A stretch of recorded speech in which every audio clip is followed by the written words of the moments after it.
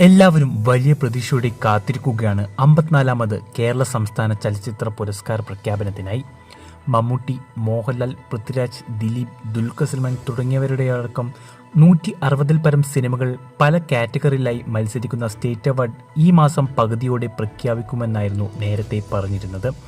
എന്നാൽ ഇപ്പോൾ പുറത്തുവരുന്ന ലേറ്റസ്റ്റ് അപ്ഡേറ്റുകൾ അനുസരിച്ച് സ്റ്റേറ്റ് അവാർഡ് പ്രഖ്യാപനം വൈകുമെന്നാണ് അറിയുന്നത്.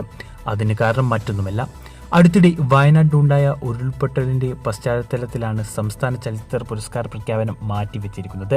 മികച്ച നടനുള്ള അവാർഡിനായി മെഗാസ്റ്റാർ മമ്മൂട്ടിയും പൃഥ്വിരാജ് സുകുമാരനും കടുത്ത മത്സരം കാഴ്ചവെക്കുന്ന സ്റ്റേറ്റ് അവാർഡിന്റെ പ്രഖ്യാപനത്തിനായി കാത്തിരിക്കുന്ന പ്രേക്ഷകരെയും ആരാധകരെയും നിരാശപ്പെടുത്തുന്നതാണ് ഈ പുതിയ അപ്ഡേറ്റ്. കഴിഞ്ഞ വർഷം നൻപകൽ നേരത്ത് മയക്കത്തിലൂടെ മികച്ച നടനുള്ള അവാർഡ് സ്വന്തമാക്കിയ മമ്മൂക്ക ഇത്തവണ കാതൽ ദ കോറിലൂടെ തുടർച്ചയായ 2ാം വർഷവും അവാർഡ് സ്വന്തമാക്കുമോ എന്നാണ് എല്ലാവരും ഉറ്റുനോക്കുന്നത്. അങ്ങനെയെങ്കിൽ ഇന്ത്യൻ സിനിമയിൽ തന്നെ മറ്റൊരു താരത്തിലും ലഭിച്ചിട്ടില്ലാത്ത അപൂർവ റെക്കോർഡാകും ഇത്. അതേസമയം നാഷണൽ അവാർഡിലും തന്റെ ശക്തമായ സാന്നിധ്യം ഉറപ്പിച്ചിരിക്കുകയാണ് മമ്മൂക്ക. സ്റ്റേറ്റ് അവാർഡിന് എതിരാളിയായി പൃഥ്വിരാജ് ആണെങ്കിൽ നാഷണൽ അവാർഡിന് ഋഷഭ് ഷെട്ടിയാണ് മമ്മൂക്കയ്ക്ക് എതിരാളിയായിട്ടുള്ളത്.